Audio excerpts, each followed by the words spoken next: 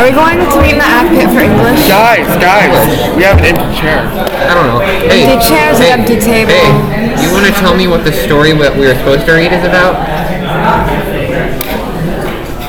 Be strong. I don't want to say you were just completely wrecked, but you were just completely destroyed in everything. Did you read it? I don't have that class. You don't have literary. You don't have LE3? Oh, I have LE3. We don't have to read anything in LE3. You don't have to read anything in lit class. What's the reading? The reading, well, we were supposed to analyze Canterbury Tales. We have to read Canterbury Tales prologue. We had to do questions and answer questions. It's so useless. Don't worry about it. It's about a series of tales by a guy named Chaucer while he was on the way to Canterbury. Oh wait, I've read this before.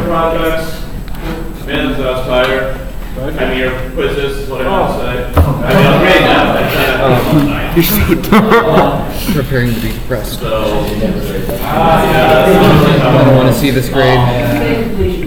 Dr. Dog, are you exhausted? Piece of paper. I will get those to you probably tomorrow. Oh, it's not today. Still be happy. However, today, so what we're going to do today is what we're going to do today instead is we're going to get started on our project. Let's talk about how this project works. Here's how it's going to be. There are 26 students in this class. Maddie's not here today. Someone can keep that in mind. We need to form up project groups, not instantly. They're going to be mostly groups of 4. With some groups, no, mostly groups of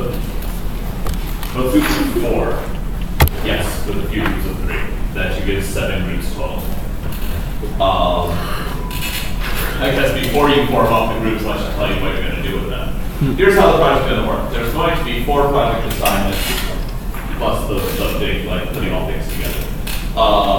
Your job in your group, you are going to be designing a particle accelerator detector complex. The idea is that an eccentric billionaire has given a mind-boggling sum of money to IMSA to design this next generation particle accelerator. The reason I say that is because the amount of money he's given you is truly absurd. Okay, that's to say, I've estimated it as roughly 5 times what we would actually spend on a particle accelerator now. So even a new advanced particle accelerator is like 5 times that. Tons of money. It's an incredibly large amount of money that he's given. So you therefore have the resources to design kind of anything. Let's make it run and go.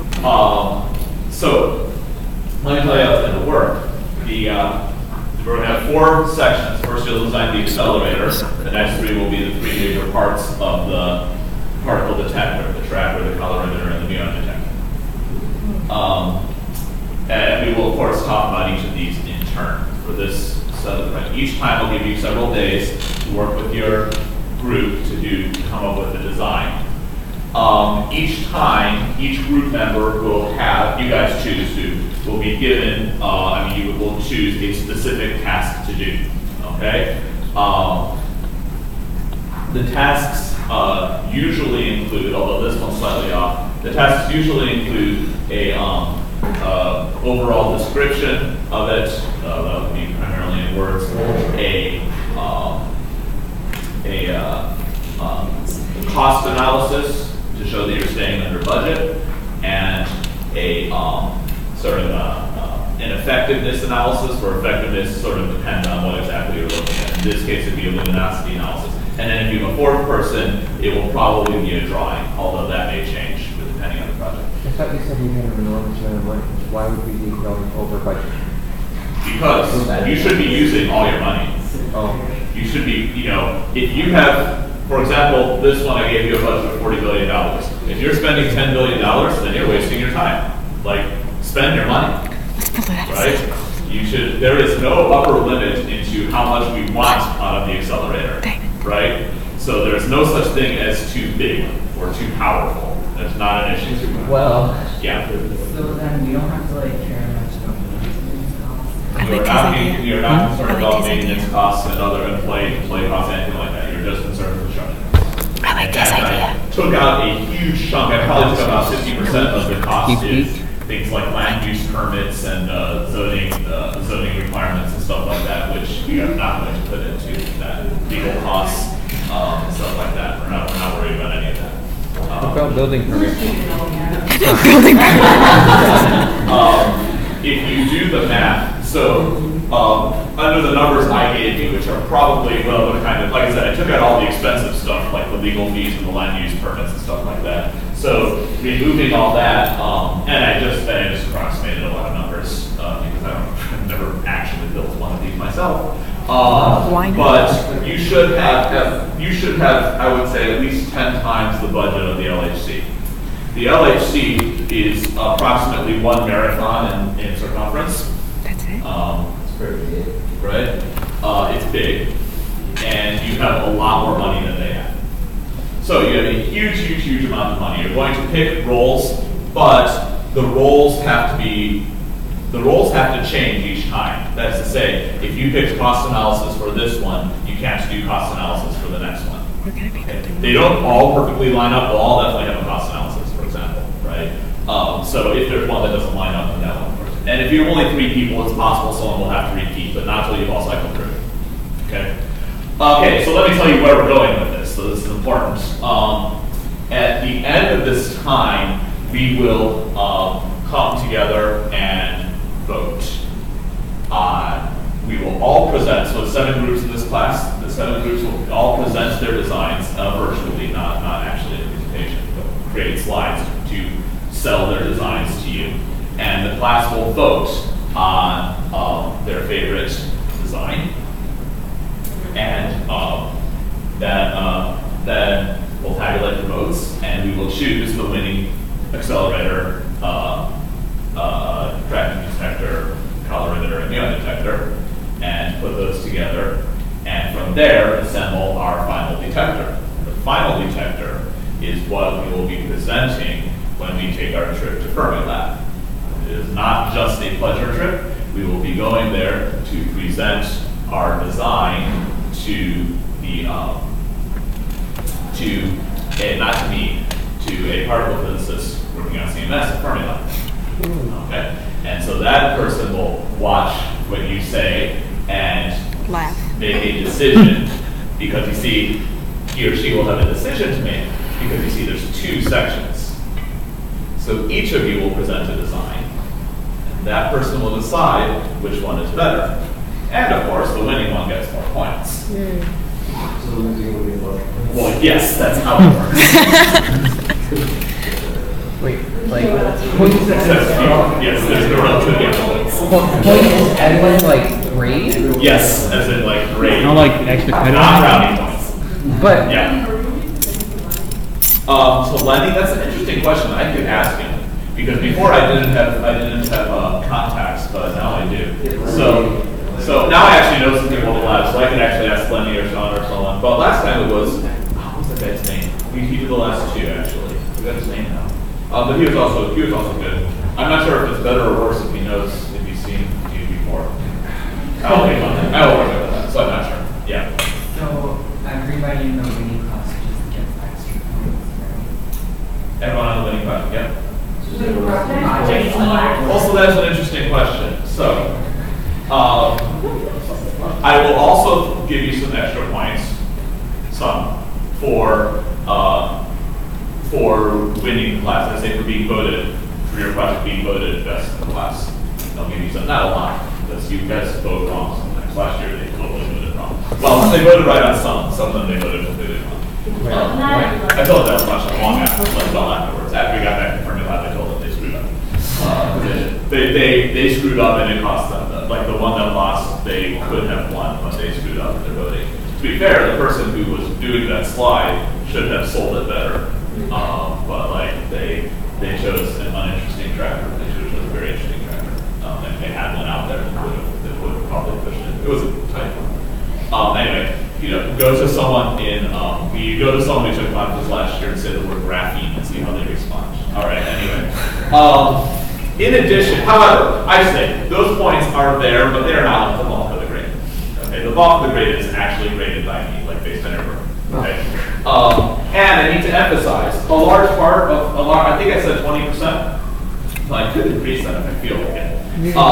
Is I think 20% is about right. It's based on creativity.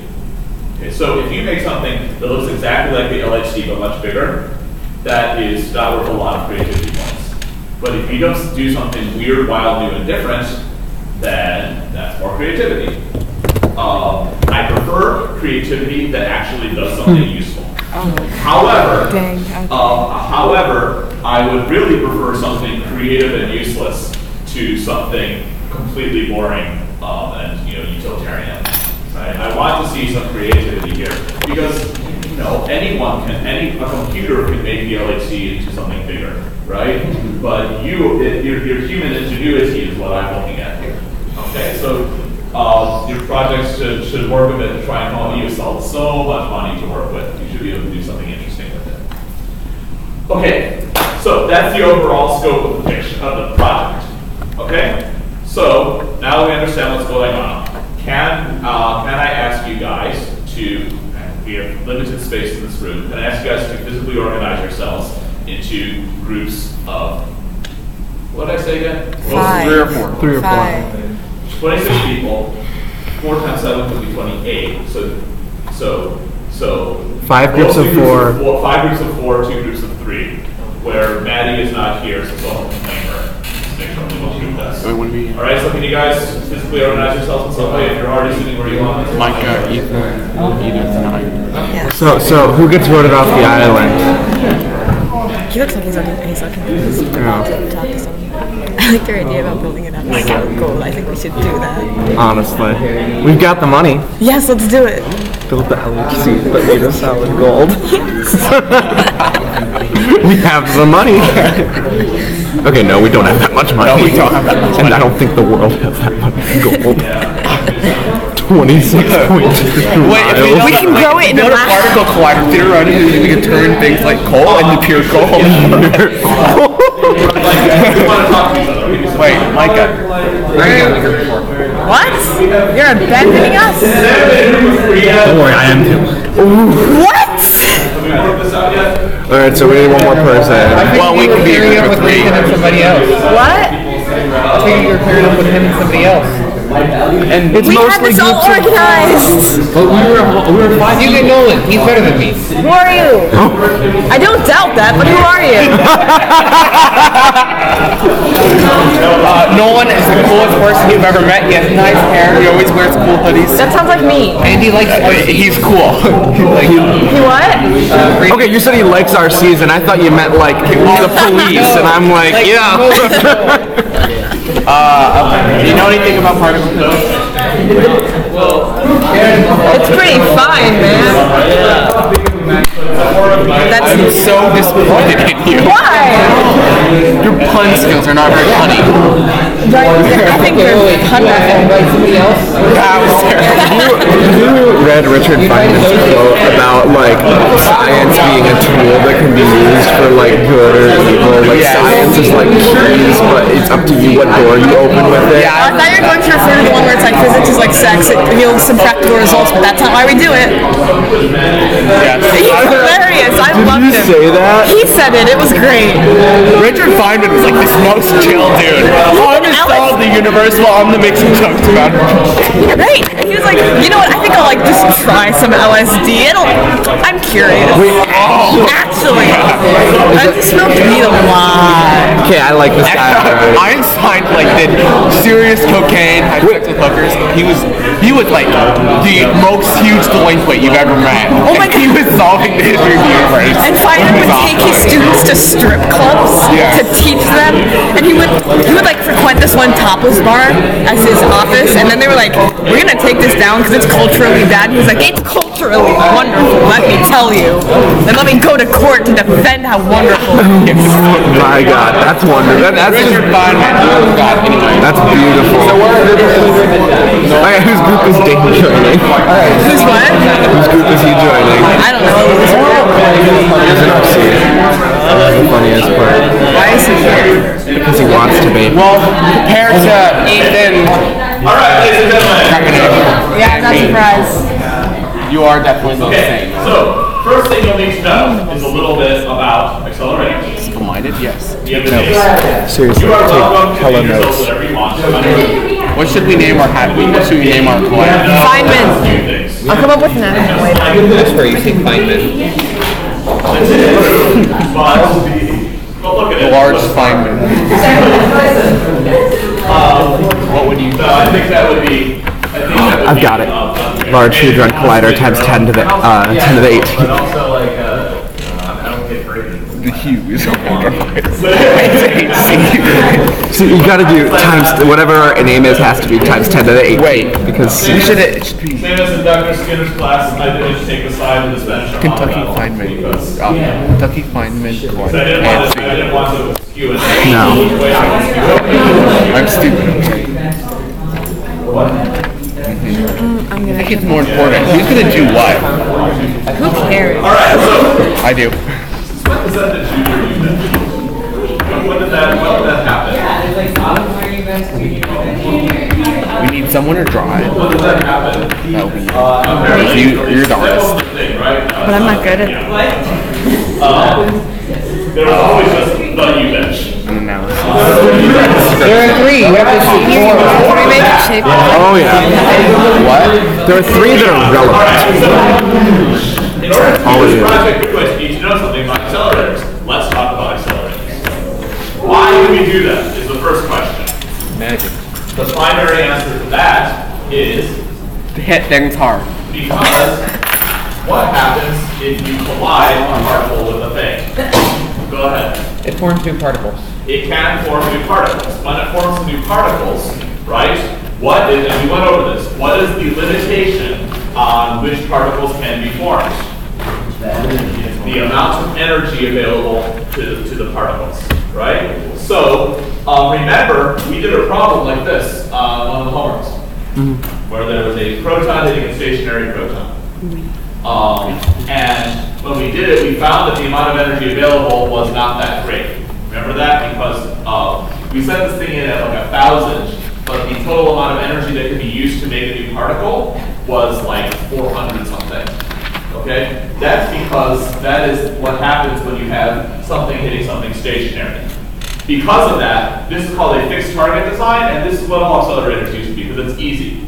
It's hard to get protons moving, but once you get them moving, it's easy to smack them into something. And all things contain protons. It doesn't matter what you smack them into. Right? So so this part of it is easy. And so this is how those things work. But you pay this big penalty in the relativistic factor. In particular, it scales as the square root of n. That is to say, if you double your proton energy, you only get the square root of 2, 1.4 more like actual and useful mass energy out of it. Which makes it increasingly less useful as you get faster, as you get greater and greater energy. So if you are going for high energy, and I assure you, you are going for high energy, then you need to do something more efficient with it, use the energy better. And what's that? Smack them both into each other. That's right. Then we have another problem, actually in a different homework, where you do this. When you do this, so in this case, you have energy of 1,000. When you get the new particle, its mass was, if I recall, something 400 something GeV, right? You lost a lot of the available energy just because of how the relativity works out. But when you do it like this, you can get each of these to 1,000. Then the maximum mass of the created particle is. We did this one, but it's really easy. 2,000. And I shouldn't say approximately this one actually. Okay? So I say mass, that means the maximum mass of the final actually create the particle that big typically, right?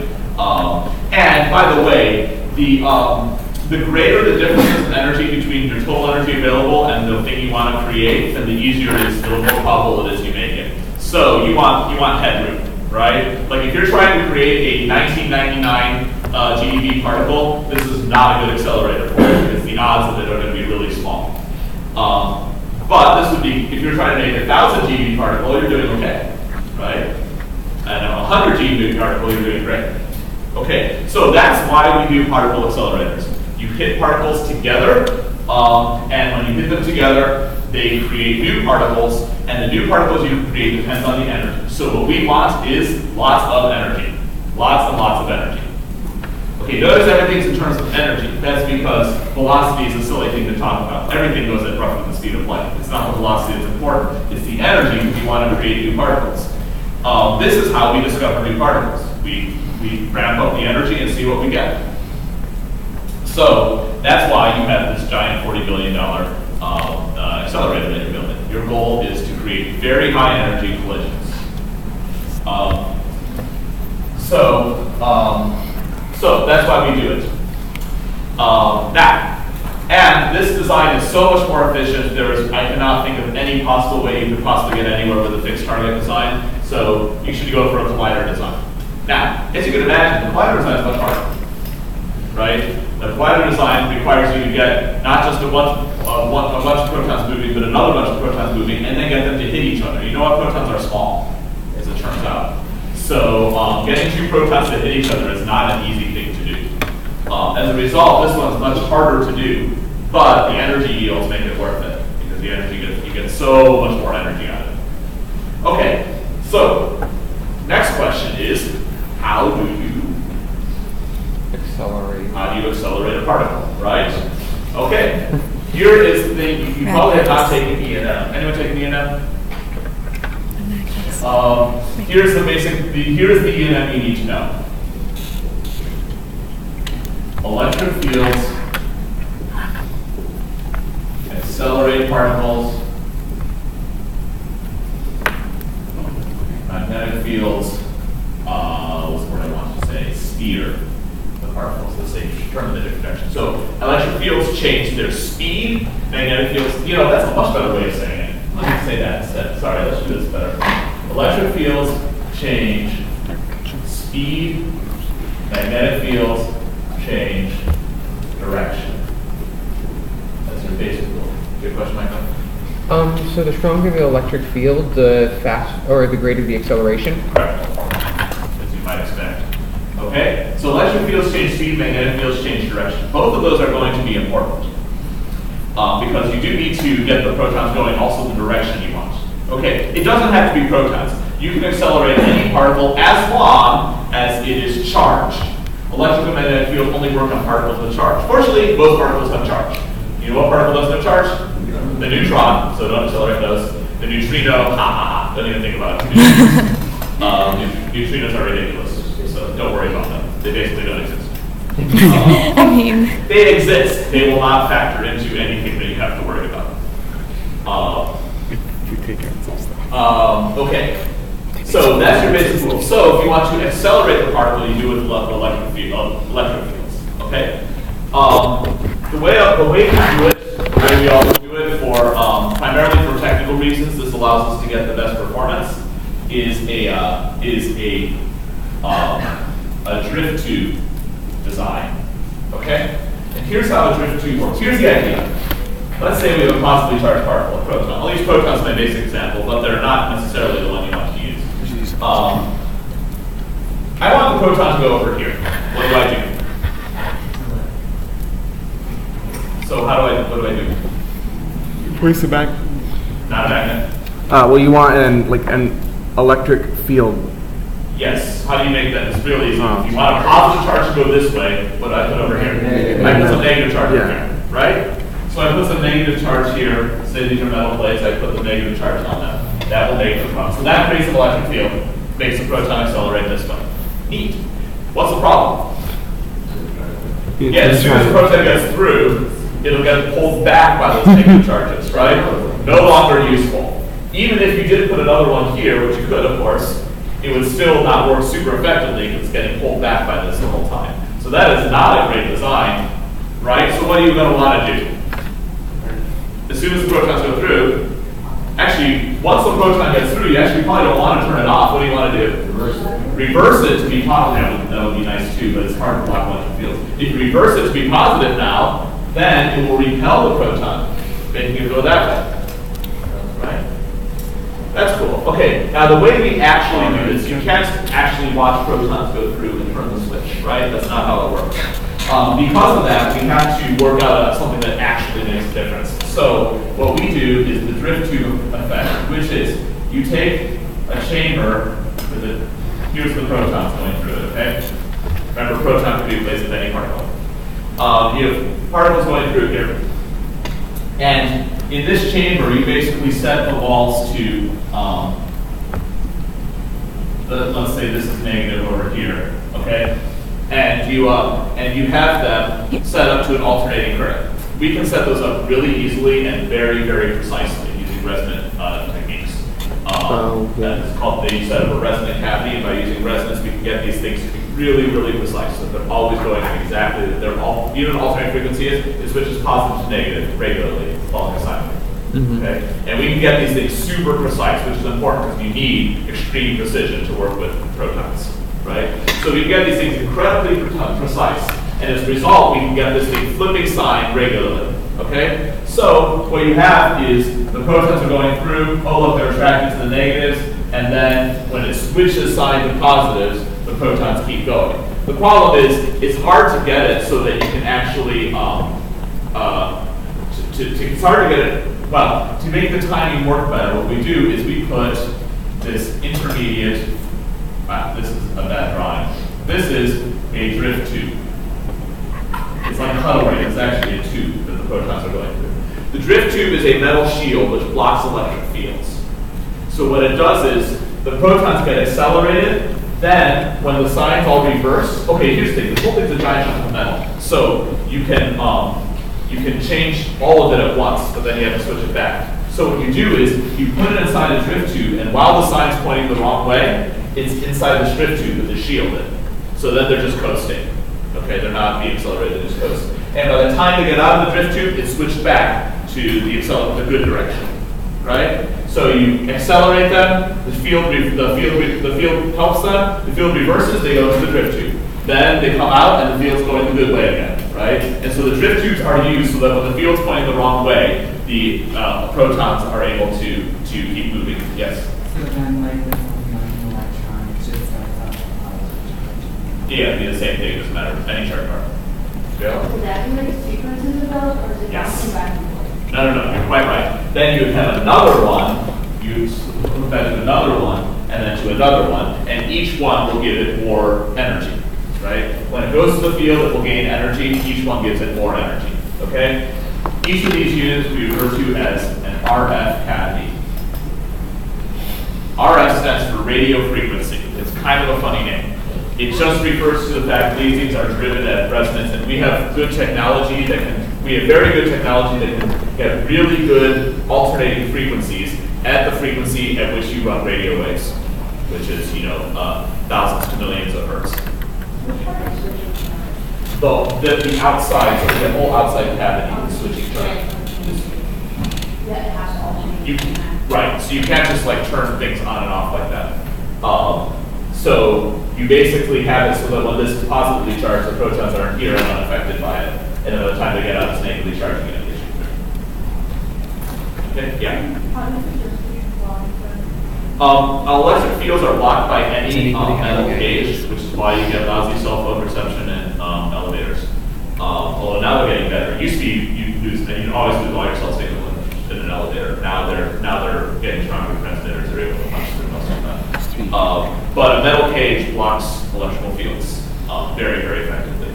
If you guys ever seen the one at like the Science Initiative Museum here, where the guy does the metal cage and the giant lightning bolts? Oh, yes. Yeah, have you ever seen one of those? Yes. Yeah. There's one, you get these huge Van de Graaff generators that shoot off like giant sparks like this big, huge, like very, which are not good for you. And the scientist is talking and he moves this cage up there, and the lightning bolts start hitting the cage, and he and he leaves his hand on the inside of the cage, and it's fine, because as long as his hand's inside the cage, it blocks all the electric fields. It doesn't block them, they all channel around the outside. You'll learn about this in ENF. All conductors block electric fields. They call it a Faraday cage. Yeah. Okay? So that's what the drift tube is. So it's actually nothing special, it's just a piece of metal. But very, very carefully designed metal. We'll not get to see the inside. Well, no, you get to see a cutaway one in that when we go visit Fermilab. Yeah. How big are they? Well, protons are small. So the tube itself is about this big typically. Okay. The chambers are usually like this. At least the ones at Fermilab are. They make smaller ones though. So yeah. The good news is you don't particularly need to worry about the making of this. What you need to know is that an RF cavity provides a set amount, a fixed amount of energy to an incoming particle. Right? It is not sensible to make a big RF cavity. What you do is you make a bunch of little ones so you can keep them running on the same frequency. As the protons speed up, what will have to happen to the RF cavity? They'll have to change, they'll have to get longer to accommodate the faster protons, right? And they do that, they build that into it. But remember that's a matter of speed. So once you get the proton to any kind of energy at all, it's going basically the speed of light. You don't worry about that anymore. It's only the very early stages. So anyway, we'll get to see some of that when we take our trip to Fermilab. You actually get to see the LINAC, the beginning accelerator of the Fermilab accelerator complex. Okay, so now you see how an accelerator works. So you take this thing, you shoot it through another one, and then at the end you smack it into something, right? This is in fact one accelerator design, a linear collider design. Just has a bunch of these guys, and then a bunch of them going the other way, and then they smash into each other, right? That's no one's built that one yet, but there's proposals on the table for someone to build that. Japan is the leading. What? The International Linear Collider is a plan. It's basically 20 miles of these. Yeah, well, 10 miles in each direction. Smack at one point. So that's one way to do it. However, can you see a potential issue with that, sort of practically speaking? Straight lines aren't exactly as good. Well, I mean, straight lines are really easy in some sense, but what's the downside? You don't want to go so far. Yeah, I mean, you kind of limited. Does it seem like there might be a more efficient way to do things rather than just putting into one line? Yeah, what if we did? What if instead of building a whole bunch of RF stations, these are not that cheap, right? What if instead we build like one RF station, but you have the track go in a circle? Well, you know what? That's a little bit complicated. First of all, let's do the simpler one. What if you bend it into a circle? Yeah, okay, we have one RF station, but you have the thing go in a circle. How do you make it go in a circle? Magnets. You need magnets, okay? Magnets do not change the speed, they change the direction. It's actually pretty straightforward the way magnets work. You basically just put a big magnet, oh, you need two, right? Put a magnet below and above the accelerator, then that will create exactly the field you want. As the particle speeds up, however, or as it gains momentum, I should say, it will take wider and wider circles, as you might expect. That's how normal things work, right? When they get faster and faster, it's harder to bend them into a circle. And so what you actually get is something more like, well, that's our acceleration station, then you get something more like this. Okay? That's not even really how it works, of course. It's more like you have a set acceleration station that's sort of like this, and it starts in the center and it winds its way out like that. Okay. And so this design is a linear design. This design is called the cyclotron. Because it was the 50s and people liked putting the word tron in things, as well as Ramon and Ramon and the other great Matic and stuff like that. They really like this. So I think the cyclorama would have been a better name. But anyway, they call it the cyclotron. Okay, there's a problem with this.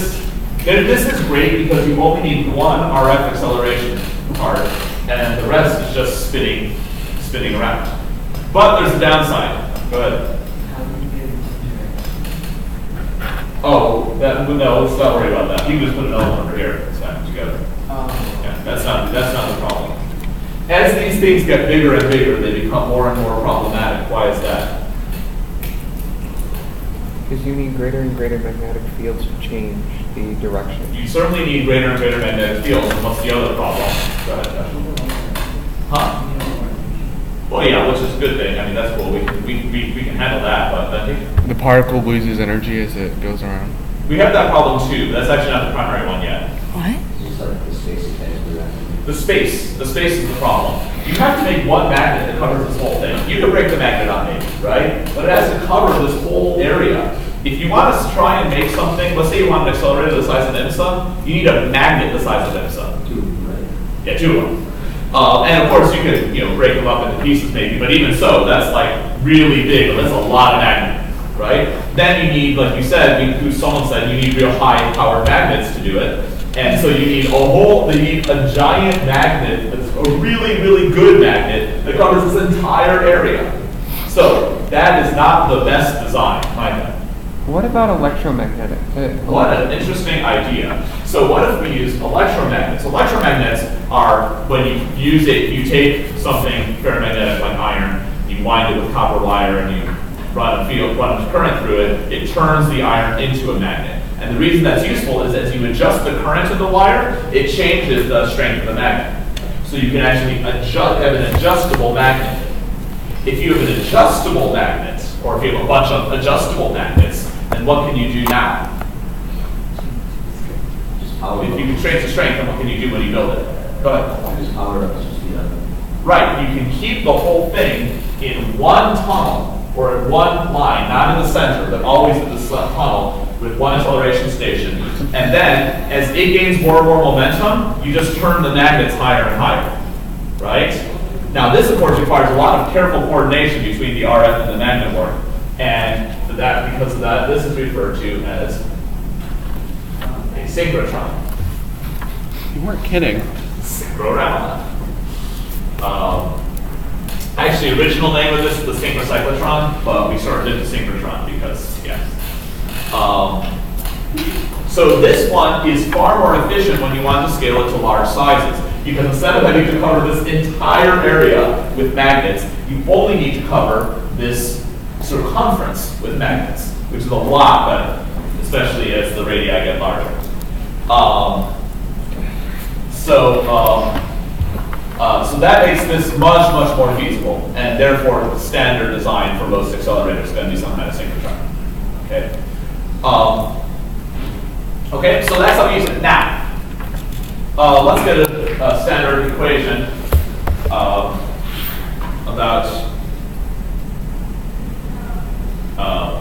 magnets. Hang on. I'm not an accelerator physicist, so I want to make sure I get this right. I don't want to screw this one.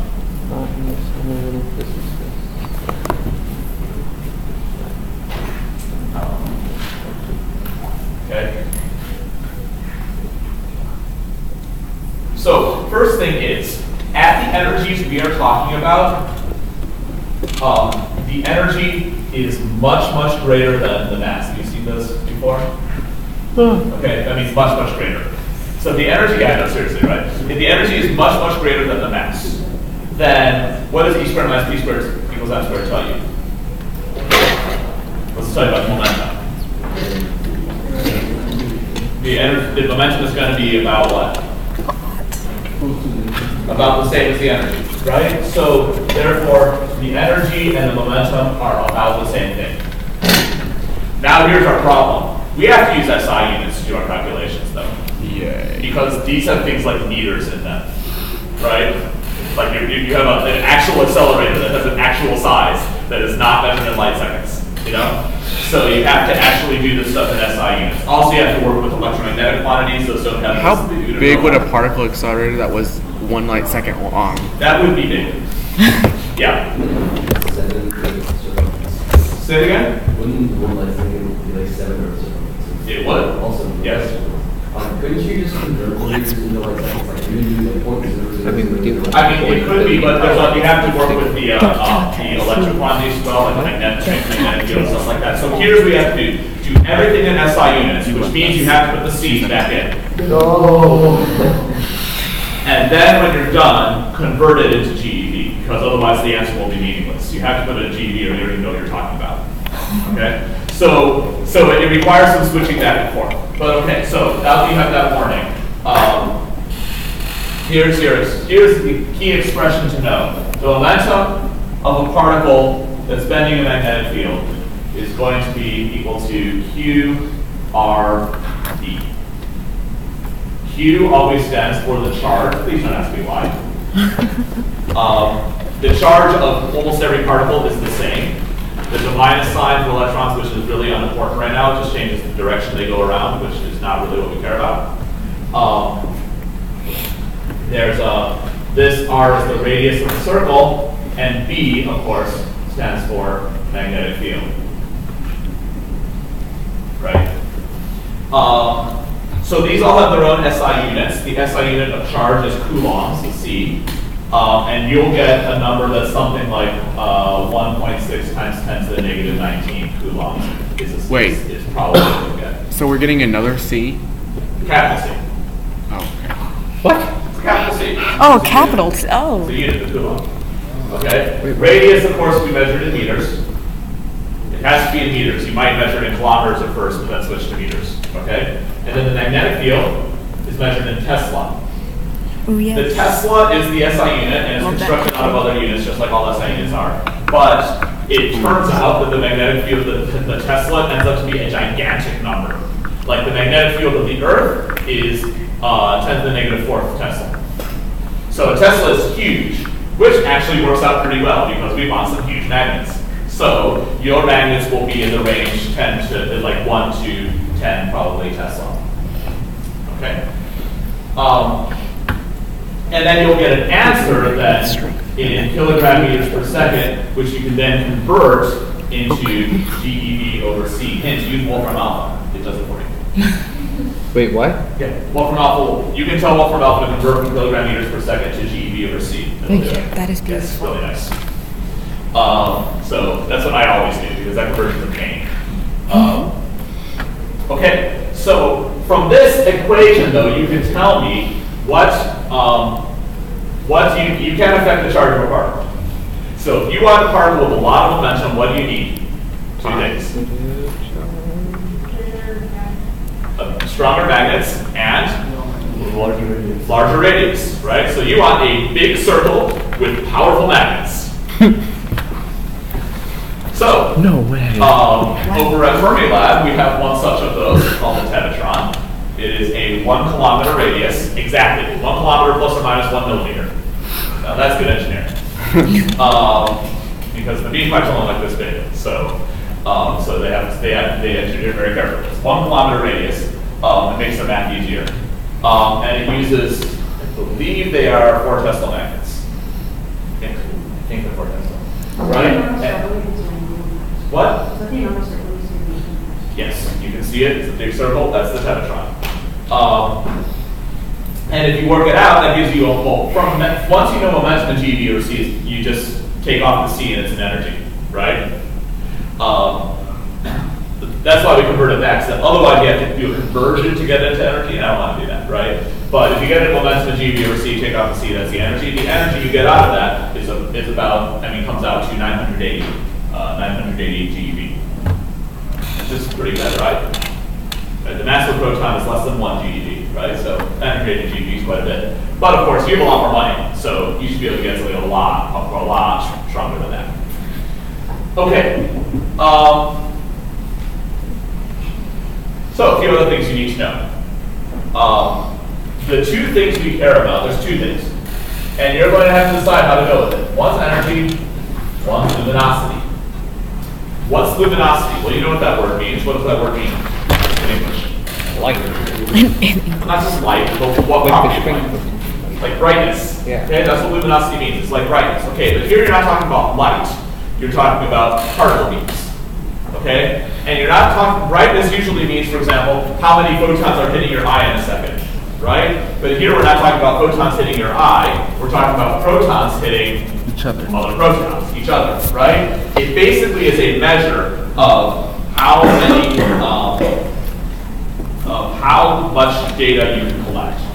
Is basically what your luminosity is. Okay? So So high luminosity is good.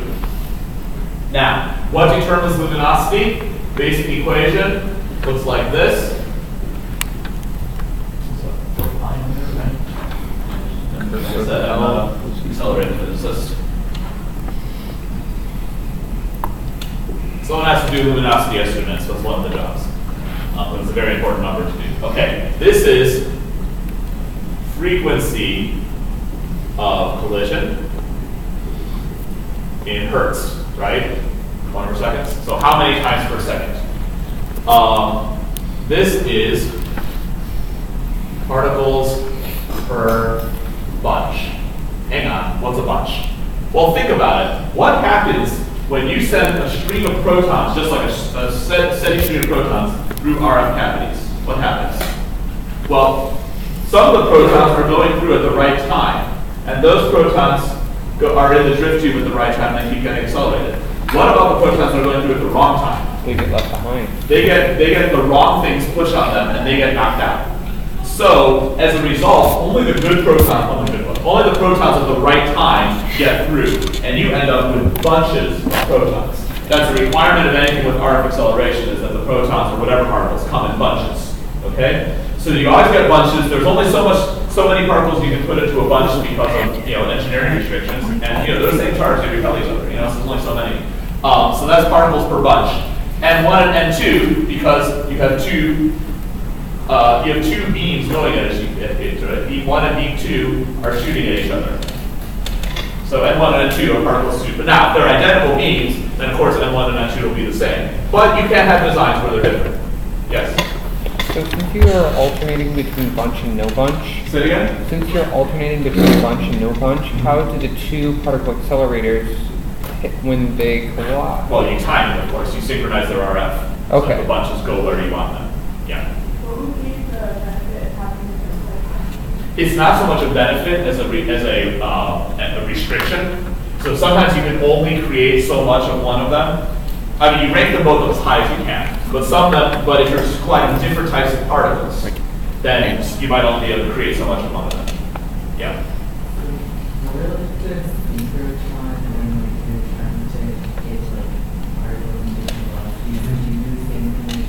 Oh, right, but the synchrotrons we typically do, rather than trying to build two of them, to be ridiculous, you just put both of them in the same tunnel and collide them at some point, at some different point. You use electrostatic separators to squeeze them together and smack them together at a given point. This is how those photons work. I'll explain in a moment how you get them into the same tunnel. Okay. Frequency of collision. Okay, good. That over here, the sigma is the beam width. Okay? How wide you make your beam, because you focus them down as small as you can. Okay, I'm giving you some numbers to work with on beam precision. Okay. Now, what do you collide? You got some options. Protons are one. What else? Go ahead. Electrons. Electrons. Antiprotons. Good. So you have antiprotons. Positrons. Anti-electrons, which are called positrons.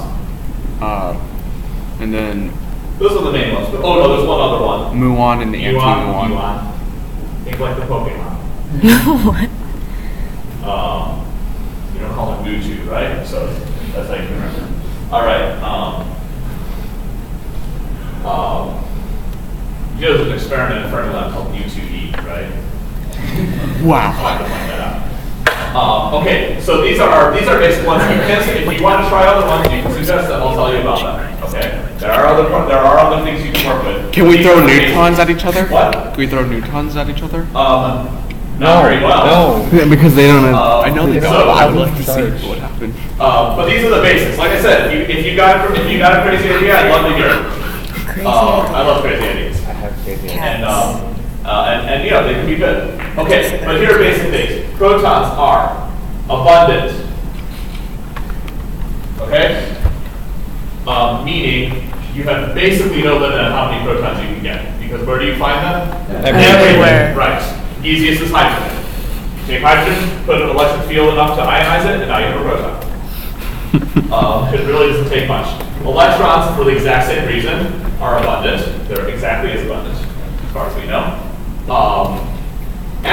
protons, Rare. you don't find them, you have to make them. They're hard to make. They're slow in particular to make. Okay? That's where one of the reasons why one of these might be smaller is if you're playing with antiprotons. Positrons are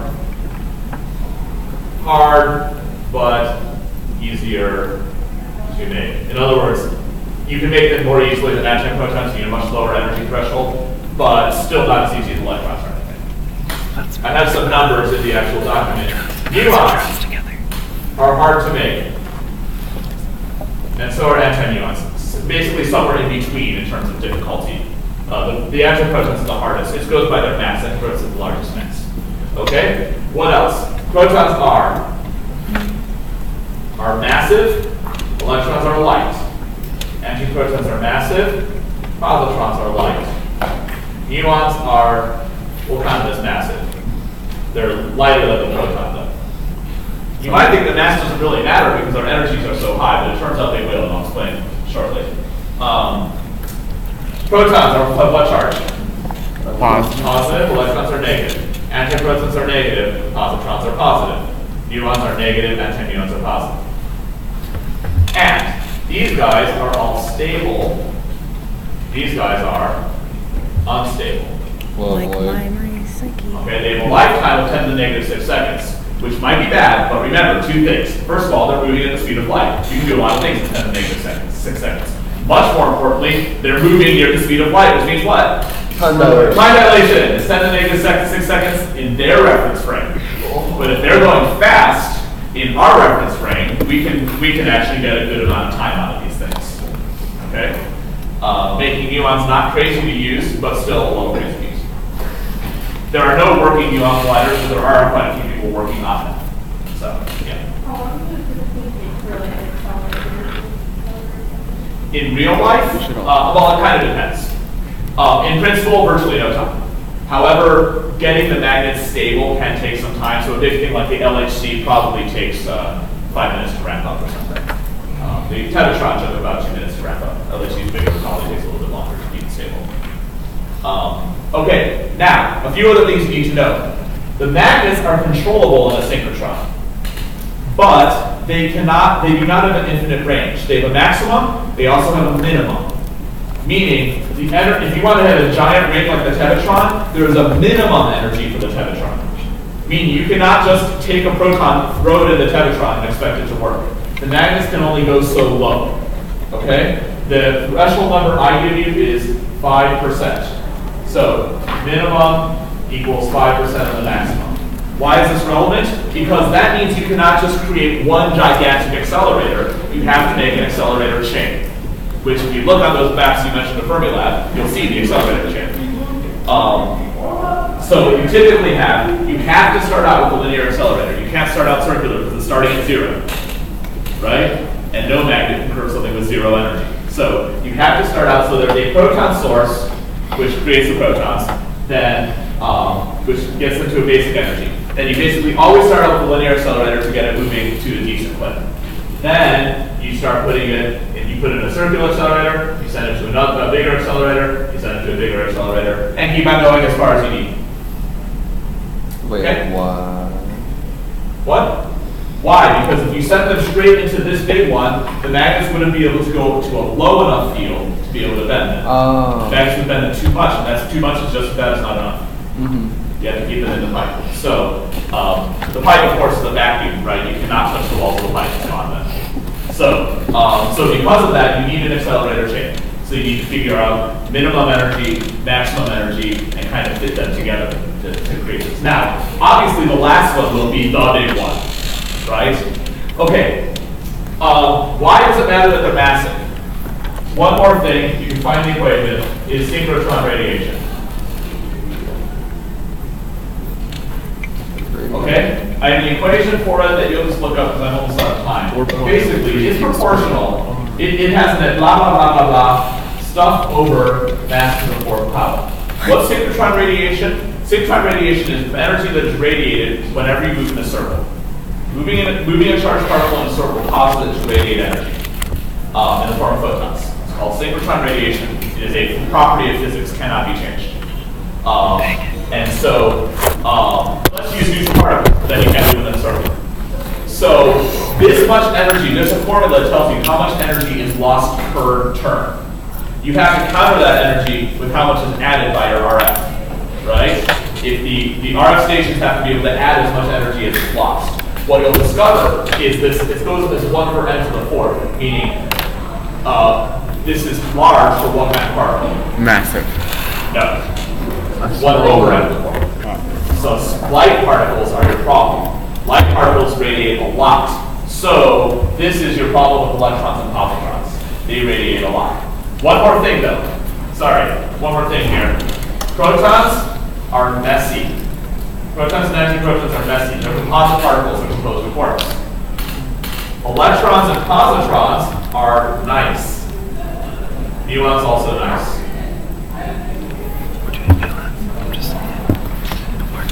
Nice means easier to work with, easier to do analysis with. Protons are very difficult to do analysis with. But they're nice and massive and stable and abundant.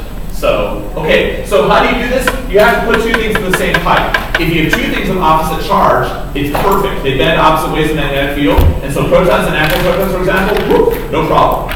But if you want to do protons hitting protons like the LHC does, you need a very fancy magnet that has two beam pipes going that bend in opposite directions. That doubles the cost of your magnets. Okay? So, a bunch of things to consider when you're doing this. Okay, we'll talk more tomorrow. We'll get more into it. You know what, I'm going to post, I already have the basic assignment posted. I'm going to post more and we'll go to it tomorrow. You guys can. This is insane.